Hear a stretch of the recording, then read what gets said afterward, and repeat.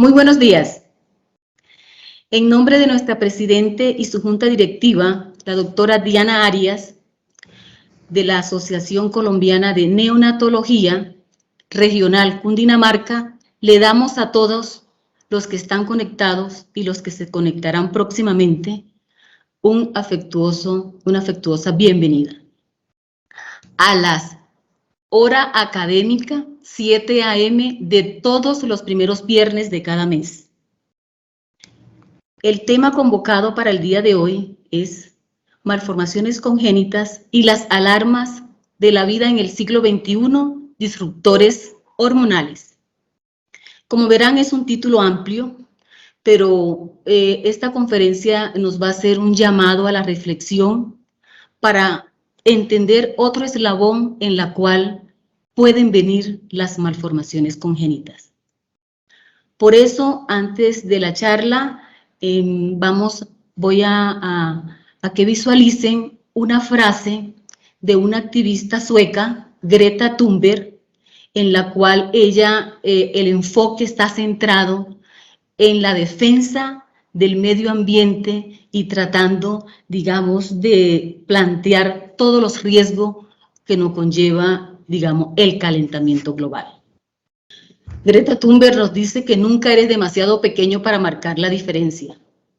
Ojo, porque igual nosotros todos decimos que queremos muchos a nuestros hijos, pero no nos damos cuenta que frente a nuestros ojos le están robando el futuro.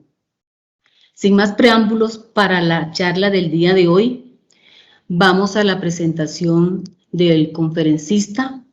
Es el doctor Johnny Iván Parra Montes. El doctor Johnny Parra es egresado de la Universidad Libre, Seccional Atlántico de nuestra hermosa Barranquilla.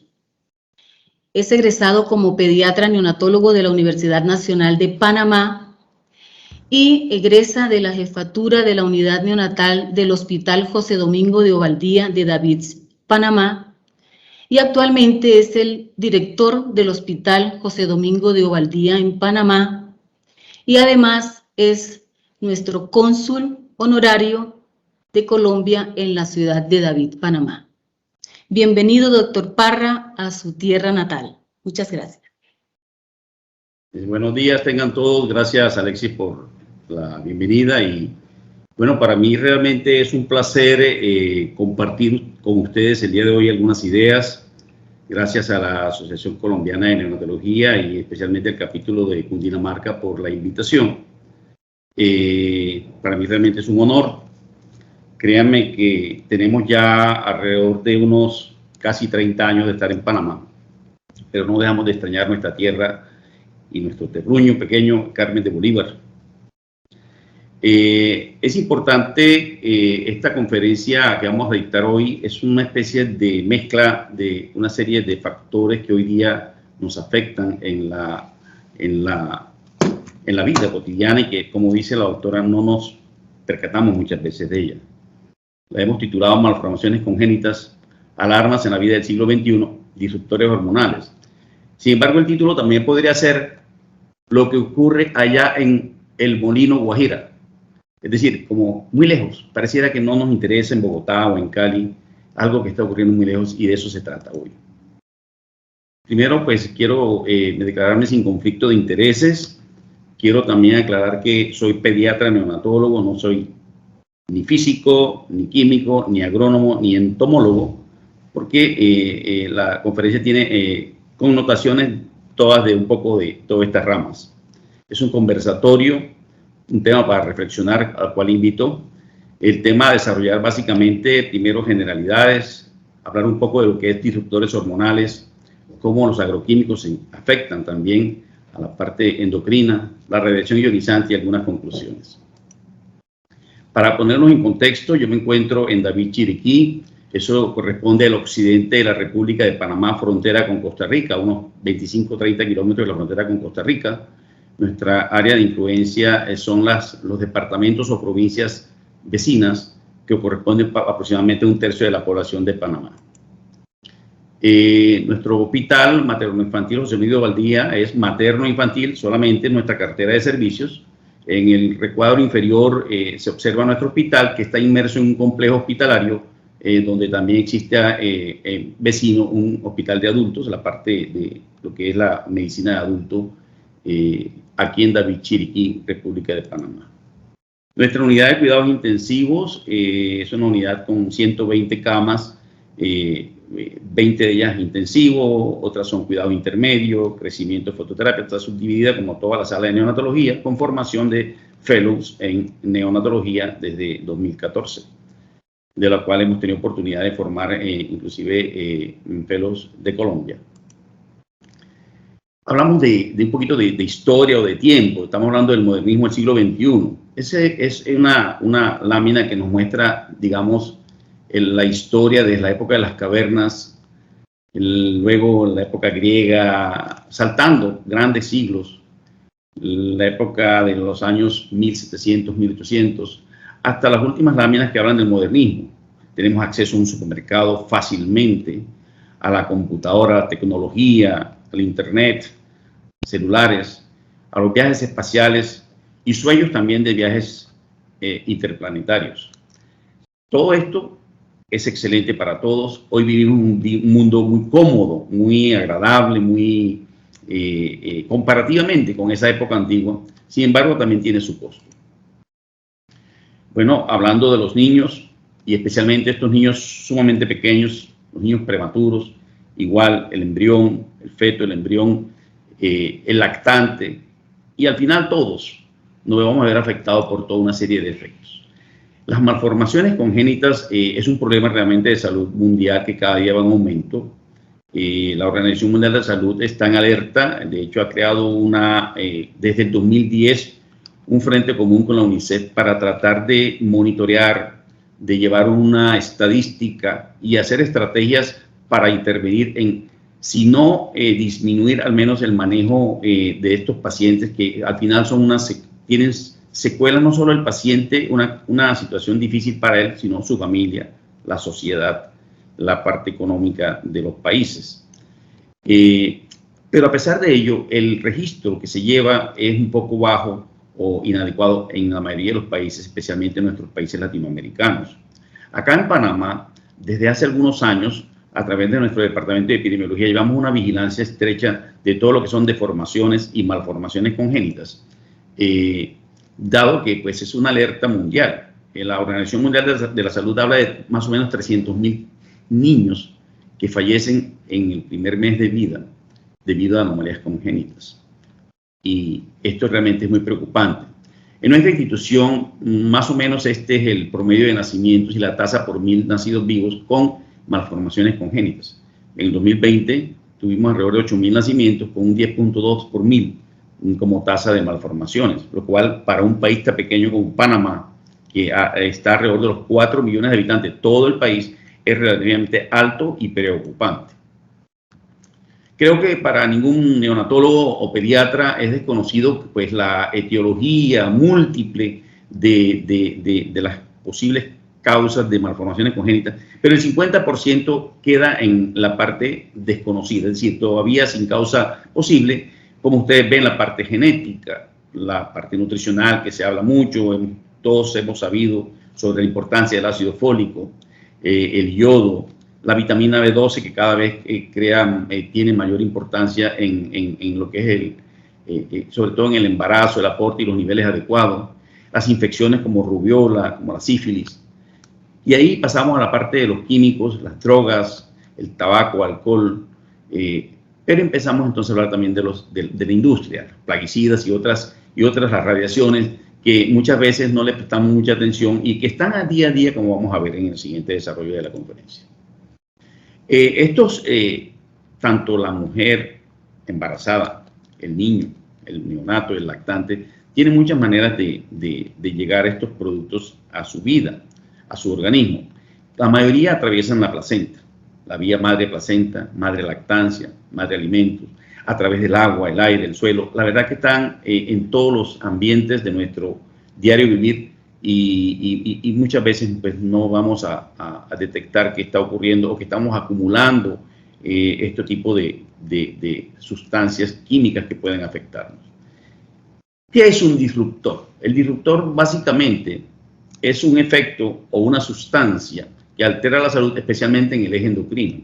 La altera completamente, y hay disruptores que vienen del origen de la industria, de los agroquímicos, la radioactividad. Se han descrito actualmente, la OMS oficialmente reconoce alrededor de unos 600, 800 disruptores. Sin embargo, se describen casi más de 1500 disruptores en este momento, y están en toda nuestra vida, en todo nuestro diario vivir. ¿Qué hacen? Son sustancias que mimetizan la acción de las hormonas. Alguna puede ser bloqueándolas, otra puede ser potenciándolas, pero al final generando cambios en los ejes hormonales y en algunas situaciones en el desarrollo embrionario específicamente. Algunas actúan sobre el receptor hormonal, otras sobre las proteínas que controlan la liberación de la hormona. Hay diferentes mecanismos que se podrían describir. Algo interesante que ocurre con los disruptores hormonales es que en una misma sustancia puede haber diferentes modos de acción dependiendo del nivel o la concentración como se acumule en el cuerpo.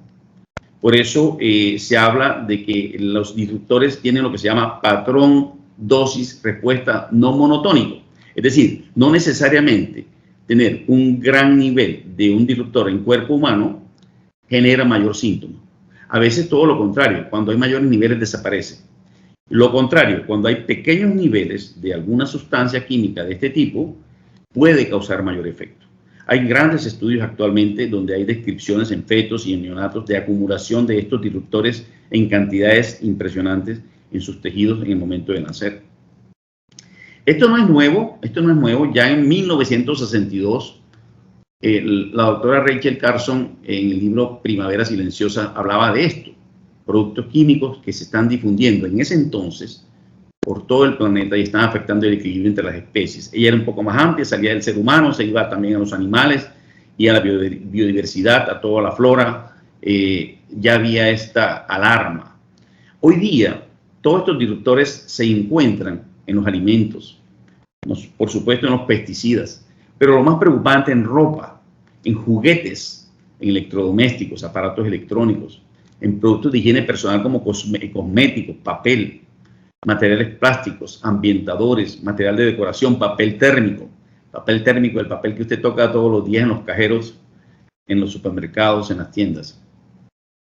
Por eso existe también este libro que lo recomiendo, que se llama Nuestro futuro robado, y precisamente habla de esto mismo, compuestos que de diferente origen están en el medio ambiente gracias a la actividad de la industria del hombre y que son capaces de modificar el equilibrio del sistema endocrino en animales, en ganadería y en el hombre.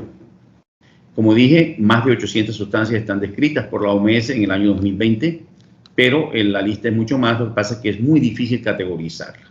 Con relación a la industria, vamos a hablar de algunos de los disruptores. Hay un grupo de disruptores que son, le llamamos no persistentes, es decir, que fácilmente o en cuestión de días, semanas, salen del cuerpo. Ahí está la lista de los talatos, los parabenos, los bifenoles, los retardantes. Mientras que hay otros que llamamos persistentes, que son los pesticidas, las dioxinas y los furanos, que pueden estar hasta 10 y 15 años en el cuerpo.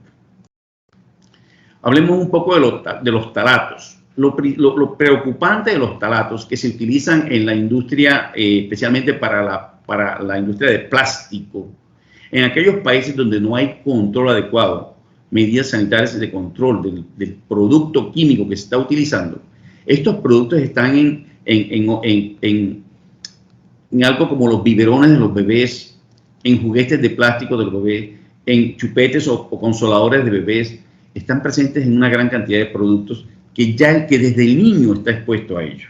Y esto no deja de ser pues muy preocupante porque realmente hoy día pues hay algunos estudios. Hay un estudio interesante del doctor Nicolás Olea, que lo hizo en Granada, en España, en el Hospital Virgen de las Nieves, y encontró la cantidad de bisfenoles, de talatos en artículos en la unidad de cuidados intensivos. O sea que el neonato desde el comienzo está en contacto con estos productos.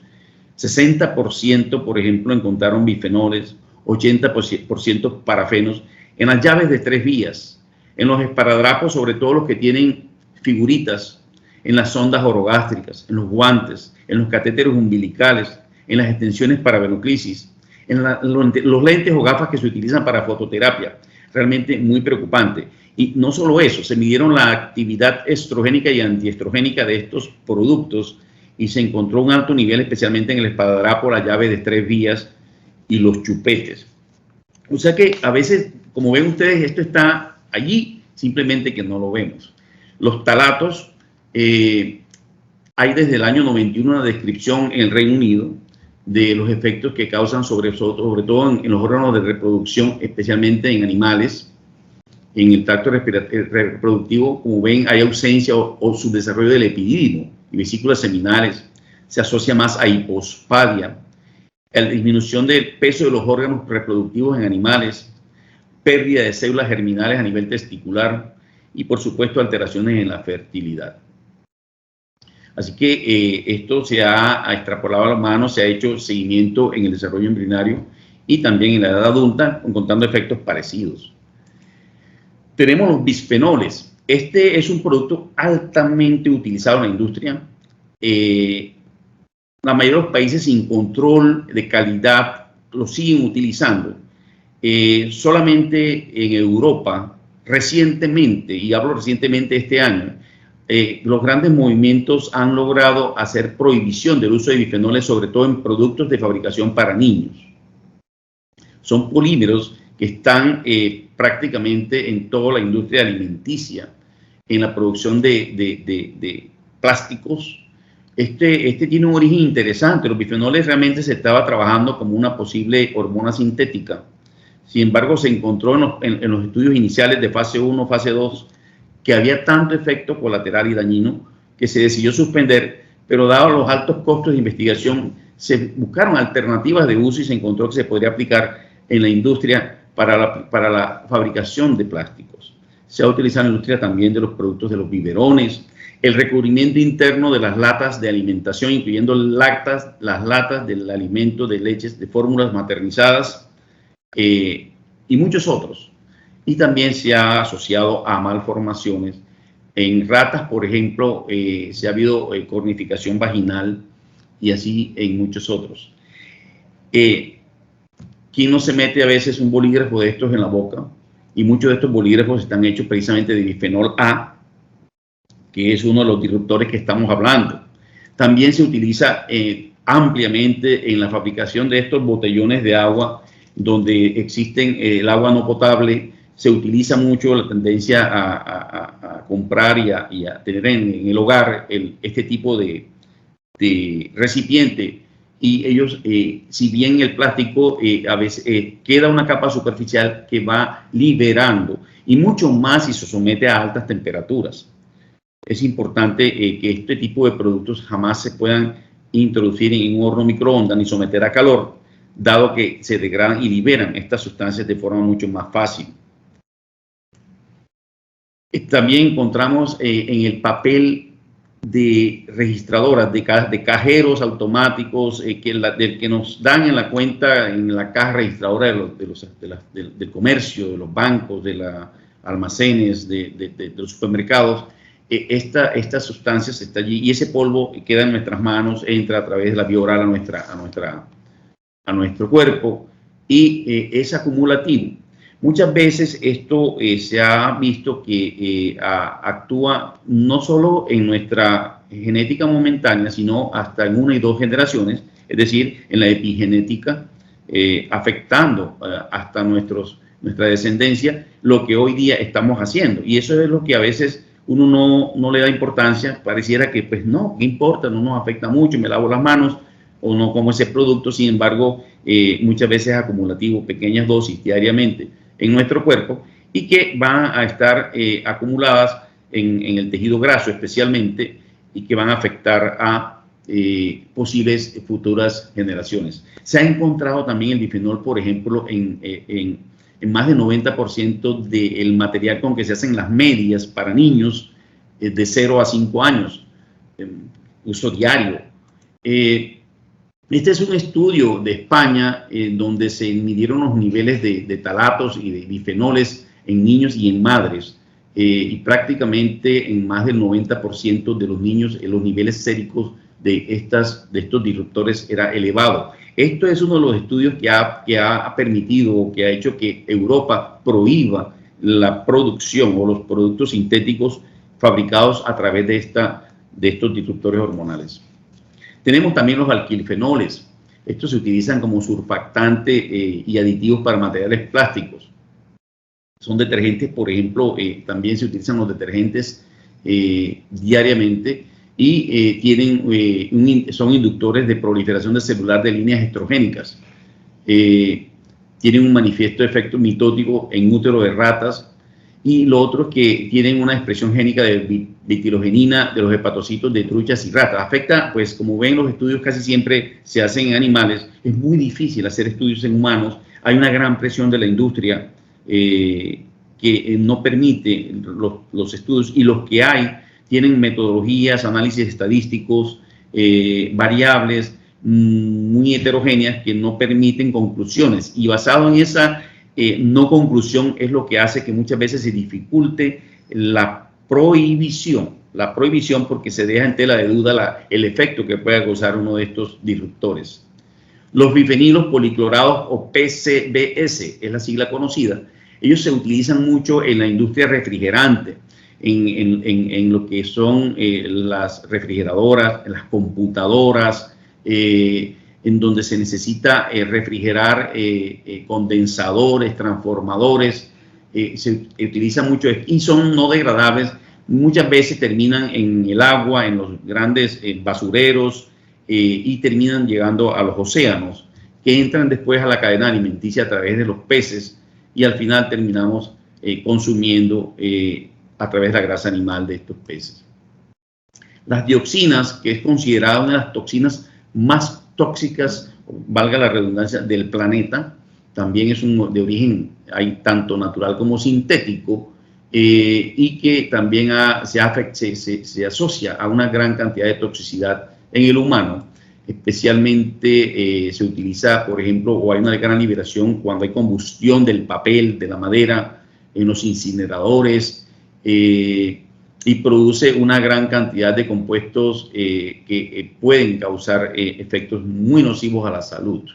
Este es un estudio de Japón y Corea, donde se muestra la cantidad de dioxinas en la leche materna. En Japón ven ustedes que los niveles en primíparas y multíparas en picogramos es alta, y esto es preocupante porque se considera pues que la leche materna teóricamente pues todos los neonatólogos la defendemos, y como tal pues es la alimentación ideal para el neonato, al menos los primeros 6 meses, con todas las virtudes que conocemos, pero cómo encontramos ya en la leche materna compromiso de exposición del neonato y del lactante a estos disruptores. Igual ocurre con las dioxinas, que también tienen un amplio rango de efecto en humanos y en animales, producen grandes lesiones, especialmente el cloroacné, que es muy difícil de tratar, que persiste durante muchos años a pesar del buen tratamiento. Esta es una estructura de cerámica encontrada en Babilonia 6.000 años antes de Cristo, y ya desde ese entonces se hacía honor a la importancia de la leche materna. Y en el mundo existe en muchas iglesias, icónicamente, tanto católica como ortodoxa, imágenes de lo que llamamos las vírgenes, donde sale la Virgen María lactando al niño Jesús. Se llaman las vírgenes lactotrofas, estas indicando pues, que es realmente un alimento de dioses. Sin embargo, también tenemos que tener claro que la leche materna, con todas sus virtudes, ya estamos encontrando factores de estos disruptores, de estos agroquímicos que se utilizan diariamente, y que pues muchas veces no se le da importancia, pero que al final son acumulativos en la vida del ser humano, y que si no al primer niño o al adulto comprometido que recibe la dosis, sí se va a manifestar posiblemente en su sexualidad, o sobre todo en sus células germinales para los siguientes embarazos en la siguiente generación, en la segunda generación. Muchas empresas como Monsanto y muchas de ellas distribuyen a nivel mundial, son muy poderosas para distribuir estos herbicidas, matamalezas, necesarios para la industria agrícola especialmente. Sin embargo, pues al final llegan a la cadena alimenticia y, como ven, el neonato tiene influjo no solo de medicamentos, alimentos, drogas, sino que también tenemos ahora que sumar no solo los disruptores hormonales en la industria, sino los agroquímicos. Aquí traigo una serie de estudios de niveles de pesticidas organoclorados en la leche materna. Este publicó por Prado en México, donde hay muestras de hexaclorociclohexano, dieldrin, aldrin, DDT en leche materna. Este otro estudio, también se midieron plaguicidas en la leche humana y asociación con Cryptorchidea, se hizo en la Universidad de Turku en Finlandia, donde demuestra también una asociación entre Cryptorchidea congénita y la presencia de plaguicidas en la leche materna. También, pues nuevamente en Yucatán, en México, hay una asociación de insecticidas de leche materna, la presencia de DDT a pesar de que el DDT está prohibido, pero se han encontrado estudios que son ya de hace 5, 6, 7, 8, 10 años, pero aún se encuentran estos niveles altos de agroquímicos. Organoclorados como el DDT, otro estudio en Mato Grosso, Brasil, de la Universidad Federal de Mato Grosso, que muestra también cómo insecticidas causan daños en el sistema nervioso, inmunológico y sistema respiratorio. Es un estudio interesante que se hizo en esta universidad. Habían 62 muestras de leche materna y todas estaban contaminadas de este agroquímico. En Brasil igual, en áreas productoras de soya, también se encontraban cantidades importantes de agroquímicos en estos productos y no solo en la leche materna, sino que también en la leche de vaca. Otro estudio hecho en Granada en 2008 muestran diferentes niveles organoclorados. Esto, lógicamente, hay que tener un laboratorio que nos mida todos estos organoclorados, organofosforados, carbamatos en la leche materna. Y lo que quiero llamar la atención aquí es que muchas veces uno piensa en leche materna en toda la nobleza que significa desde el punto de vista inmunológico, nutricional. Sin embargo, de pronto no tiene en cuenta esta situación que puede estar ocurriendo. Este es un estudio que se hizo acá en nuestra tierra, en Chiriquí, en diciembre del 87, donde también se midieron niveles de toxafeno y DDT y se encontraron pocos casos, pero igual se encontraron niveles. Nuestra área acá en Chiriquí es una área eminentemente agrícola, donde se utilizan ampliamente los herbicidas. Hay tendencia también mucho acá al cultivo hidropónico, al cultivo con abono orgánico, pero no deja de usarse estas sustancias peligrosas. Otro estudio en Suiza sobre los niveles de PCB, estos son los metabolitos de los disruptores hormonales, de dioxinas, de talatos y también de DDT en la leche materna hasta el año 2000. Esto es muy variable la forma como llegan al humano y, como le decía, la respuesta es dependiente de muchas cosas, de la edad de la madre, la paridad, el contenido de grasa materno, sobre todo es muy importante esto, el patrón de amamantamiento, la pérdida de peso postparto. Hay una serie de factores, sobre todo para la transferencia a través de la leche materna. Los agroquímicos, ustedes pues saben que es amplia la cantidad de compuestos que hay en el mundo para controlar insectos, maleza, hongos, roedores, se utiliza como fertilizante, como abono. Es amplia la industria y tiene los grandes beneficios de que se logran cultivos más sanos, con mayor cantidad de producción, pero a costa de muchas veces contaminación de la planta, de la fruta, del suelo, de las aguas, que al final llega a la cadena alimenticia de muchas maneras. Sabemos que en los niños hay ciertas limitantes, especialmente en recién nacidos, en los mecanismos sobre todo enzimático, hepático del citocromo P450, las enzimas paroxanas. Hay alteración en la barrera hematoencefálica y fácilmente penetra el sistema nervioso central pequeñas cantidades en nanogramos, en picogramos, de muchas sustancias que a través de la leche materna podrían llegar hasta el neonato. Afecta a muchos niveles, la reproducción, se asocia mucho a neoplasias infantiles, al desarrollo neuroconductual.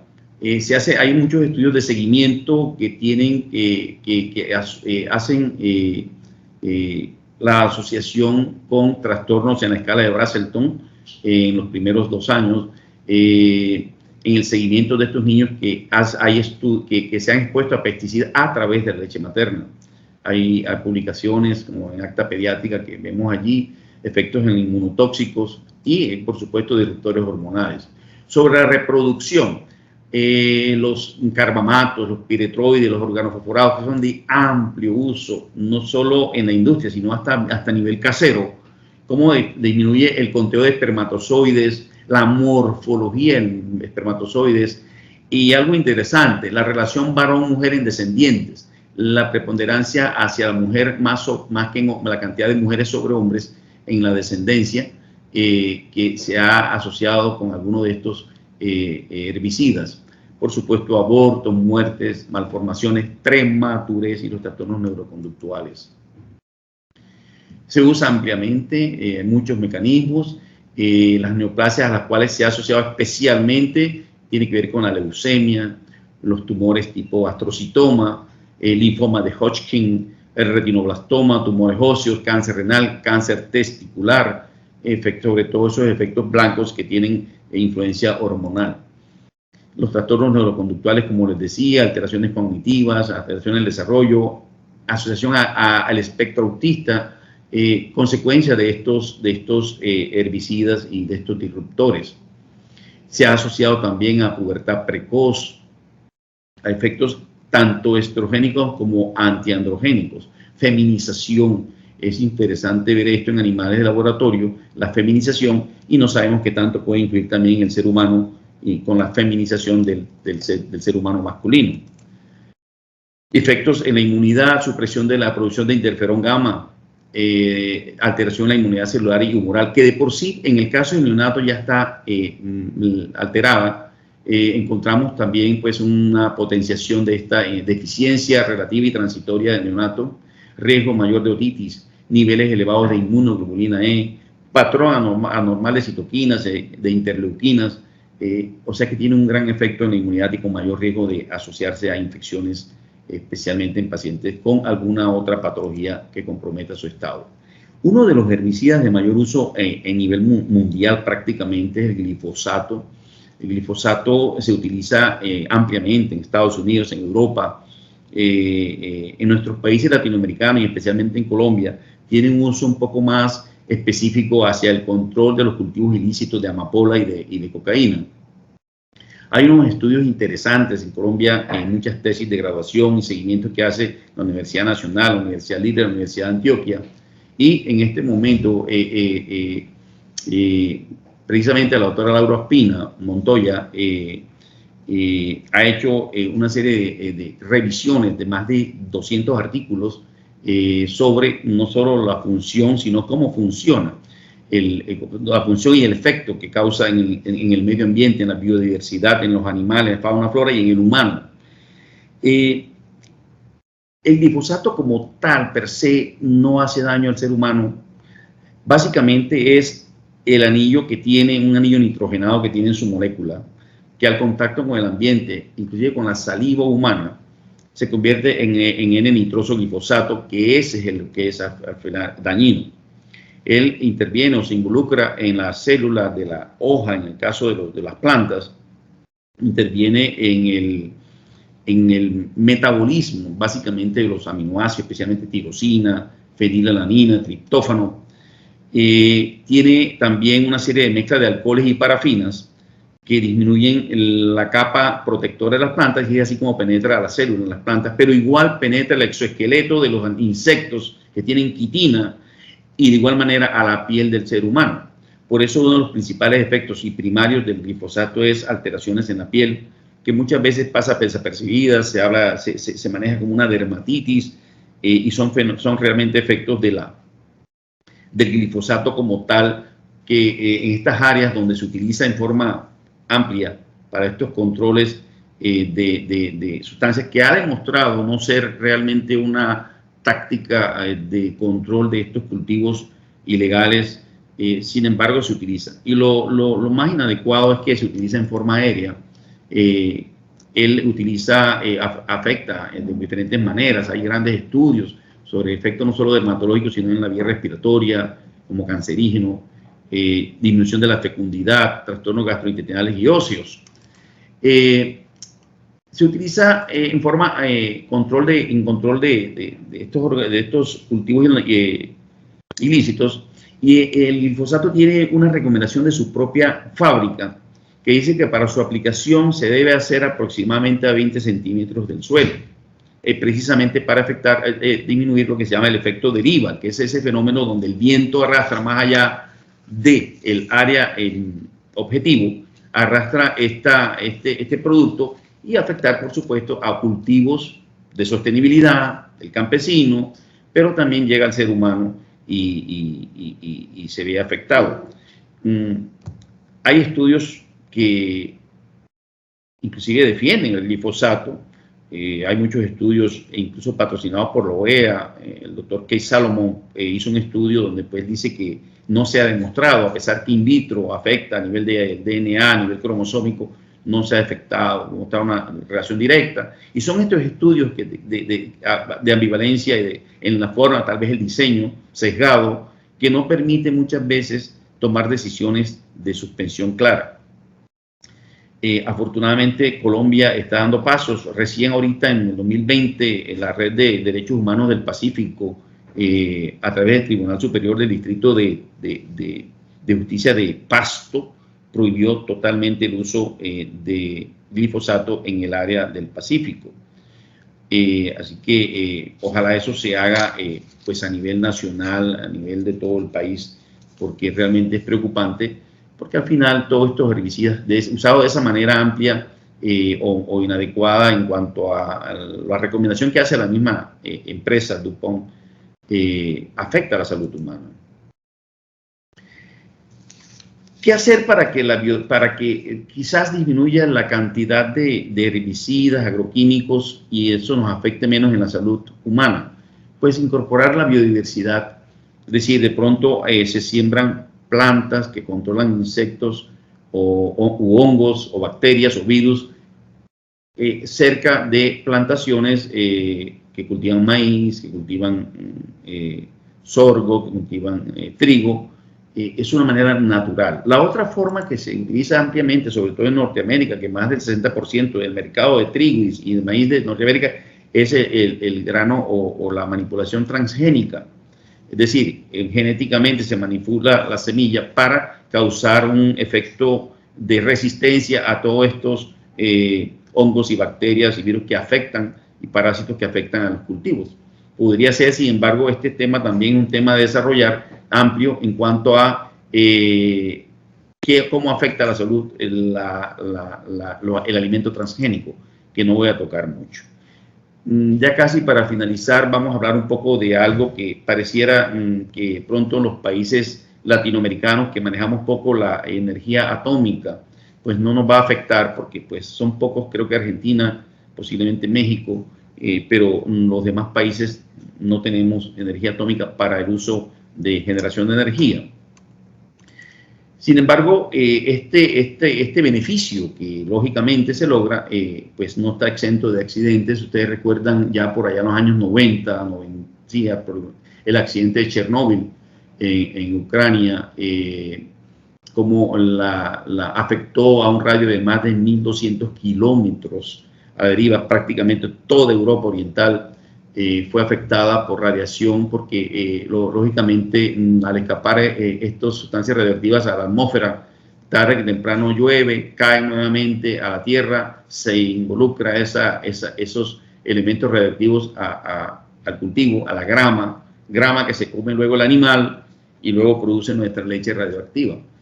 Todo esto pasó, eso ya hace 90 años. Sin embargo, recuerdan también el reciente accidente de Fukushima en Japón, que ha causado pues una gran cantidad de problemas en cuanto a salud en el área, en la prefectura de Fukushima, en Japón. Y uno dice, bueno, eso está ya al otro lado del mundo, pues sí, qué triste que nos afecte, que ocurran esos accidentes. Afortunadamente no tenemos. Pero ¿qué ocurre? Veamos los mapas con relación al mapa de radiación de Fukushima 10 días después del accidente nuclear, como ven ustedes la distribución a través del Océano Pacífico de los niveles de radiación. Uno dice no llega, toda la costa occidental de Estados Unidos, México, en 10 días tenía algo de influjo de radiación de atmósfera. Esta es otra del Centro Atmosférico de Estados Unidos, NOAA. Como miren el mapa de todo el Pacífico, como todo Sudamérica, desde Chile, la Patagonia, Perú, Ecuador, Colombia, Panamá, llega a través de los vientos esta radiación que de alguna manera nos afecta y no nos damos cuenta cómo afecta a la salud porque consideramos que está al otro lado del océano, al otro lado del charco. Sin embargo, mire cómo esto no es tan real. Pero vamos a algo más. En el Canal de Panamá, acorta la distancia hasta por 2 semanas del tránsito de cualquier barco que tenga que ir por el sur del continente, disminuyendo costos.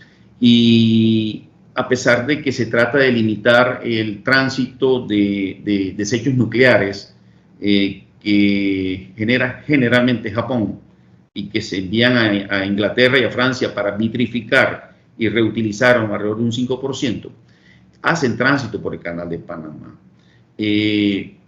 Cada día, pues hasta ahora se reporta 0 accidente nuclear, pero son recipientes que si bien los barcos son nivel 3, con un doble casco, protección, igual que los contenedores, no están exentos de un posible accidente. Y un accidente con 0.1 miligramos de plutonio, un plutonio 239, que es el que se utiliza, que tiene una vida media de 24.000 años, afectaría toda la cuenca del canal, las ciudades como Ciudad de Panamá y Ciudad de Colón, Centroamérica, las islas del Caribe cercanas, la costa atlántica de Colombia, costa pacífica de Colombia. Pero no lo vemos como que eso está allá en Panamá. Estamos a 500 kilómetros de Colombia, desde Panamá, de Ciudad Capital, y nos afecta a todos. Se han hecho intentos de crear leyes en Panamá para prohibir el tránsito de desechos nucleares a través del canal. Hasta ahora no se ha logrado. Solamente en un caso se logró prohibir el tránsito de un reactor nuclear, pero básicamente porque el peso sobrepasaba el peso estimado, que es 150 toneladas de material radioactivo, y este llevaba 400 toneladas. Esa fue la razón, pero no de por sí por la radioactividad. Un accidente nuclear con uno de estos recipientes que caiga al agua o que se destape, nos afectaría a toda el Panamá, parte de Colombia, parte del mismo centroamericano, así que no es que estemos exentos. Y que como ven, esto es para pensar. Sin embargo, bueno, hoy día, pues, ¿qué vamos a hacer respecto? ¿Cuál sería la idea para todas estas ideas de todos estos disruptores, de todos estos factores que viven en nuestra cotidianidad puedan no afectar? Uno, la agricultura amigable. La agricultura amigable significa pues, usar cultivos orgánicos, hidropónicos, transgénicos. Lógicamente esto aumenta los costos, se hace un poquito más difícil el acceso, sobre todo para la población más vulnerable económicamente. Algo que debemos aprender, que no sé en Colombia, pero acá en Panamá uno lo ve, pero lo ve básicamente en la población extranjera, básicamente los americanos y europeos que viven acá, que usted los ve leyendo la etiqueta del alimento que se está comprando. Y nosotros acostumbramos muy poco a eso. Y ver precisamente todos los sellos de advertencia que tienen por ley que hacer las empresas productoras de productos alimenticios e industriales, pero que muchas veces no tenemos en cuenta. Cultivar buenos hábitos para preparar y consumir alimentos. Usar recipientes plásticos en los hornos microondas se deben evitar. Hay que usar cerámico, vidrio, no recipientes de plásticos. Bueno, asociar la vida saludable, deporte, etcétera. Hay una serie de signos. Esto lo van a encontrar ustedes al fondo de un biberón, al fondo de un recipiente plástico, de una fiambrera. Todo lo que lleva el número 6, 7 generalmente tiene estos productos, tiene bifenoles, tiene parabenos, tiene talatos y deben evitarse comprar. Uno puede comprar niveles 1, 2, 3, así que es importante eso. Los mismos biberones, buscar que no tengan esta producción. Recuerde que hoy día Panamá particularmente, que no tiene industria de producción, importa, y sobre todo de países asiáticos, donde muchas veces puede haber un control de calidad no adecuado y simplemente la industria por vender genera juguetes, genera recipientes de plástico, biberones, con este tipo de sustancias que para ellos abaratan su costo de producción, pero que al final puede ser dañino para la salud del ser humano. Tenemos que buscar todos estos sellos, que esté libre de que no tenga PVA, que son los bifenoles A, las dioxinas, los parabenos, los talatos, que no acostumbramos a hacer. Lo otro es la conciencia colectiva, educar, informarnos, legislar para exigir mejores controles de calidad en la industria, adoptar la Convención de Estocolmo del 2001, que tanto Colombia como Panamá son signatarios, respetar los acuerdos de declaración de Río del 92, que también Colombia, Panamá son básicamente con lo que tiene que ver con los derechos del mar. Entonces es importante que se legisle y se ayude, los gobiernos sean conscientes y apoyen esto. La declaración de Río, por ejemplo, habla del peligro, cuando haya peligro de daño grave o irreversible. La falta de certeza científica no debe ser motivo para retardar la decisión de prohibirlo. Es decir, eso es lo que hace la industria hoy día. O sea, se generan estudios muchas veces patrocinados por estos mismos productores y se entra en una ambivalencia de resultados donde no se concluye y por eso no se prohíben. Solamente los muy establecidos, como por ejemplo el virus del papiloma, como por ejemplo el estaño, el asbesto, ya son 100% establecidos porque, bueno, son comprobados en 100% que son. Pero los que todavía están en la clasificación en lo que llaman 2, 2A, 2B, quedan en eso, en ese limbo jurídico, y muchos países no. Ya Europa ha dado grandes pasos, Norteamérica está en ese plano. Hay grandes demandas, tanto individuales, colectivas, que han sido ganadas por personas que han demostrado efecto, causa-efecto, por la presencia de cáncer, por la acumulación en sus tejidos de estos productos. También creo que nos compete a nosotros como médicos, especialmente las sociedades de ginecostetricia, las sociedades de pediatría, las sociedades de neonatología de los países, influir sobre los gobiernos. Por ejemplo, así como creo que Colombia y Panamá también prohibió influyó para la prohibición de azúcares refinados, creo que podemos también avanzar hacia la prohibición de este tipo de sustancias en la industria, porque hay alternativas para producir, pero muchas veces pues, no logramos hacernos eco, y creo que es la importancia de esto. Esto simplemente lo traigo a manera como una reflexión. Nos cuenta el maestro que un amigo viajó a la Volvo, a la fábrica de Volvo en Europa, y todos los días pasaban al hotel a buscarlo muy temprano, llegaban a la fábrica y a pesar de que habían casi 500 estacionamientos, el jefe y él dejaban el carro casi en el extremo del estacionamiento, que estaba vacío. Y así repetidamente, hasta que después de una semana el amigo pregunta: jefe, ¿por qué usted deja el carro tan lejos estando el estacionamiento vacío? Y le contesta: porque los estacionamientos más cercanos los vamos a dejar para los que llegan tarde y así pueden marcar a tiempo. Eso es una mentalidad de conciencia colectiva. El día que tengamos esa mentalidad de conciencia colectiva, créanme que vamos a empezar a tener una visión como grupo, como planeta.